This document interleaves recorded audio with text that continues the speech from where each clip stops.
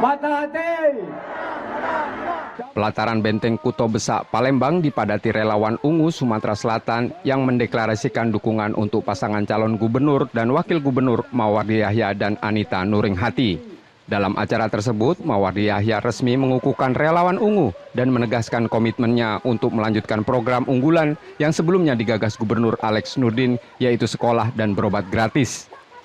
Mawardi melihat antusiasme dari relawan dan masyarakat membuatnya optimis di Pilkada 2024. Ia saat ini lebih fokus memperkenalkan program serta visi misi untuk perubahan Sumatera Selatan di semua sektor dalam 5 tahun ke depan jika terpilih.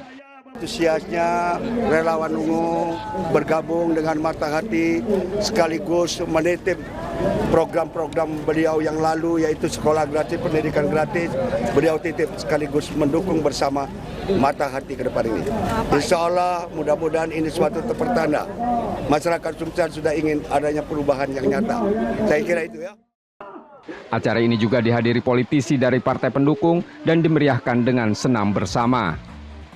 Reski Oktora, Tripida, Kompas TV Palembang, Sumatera Selatan.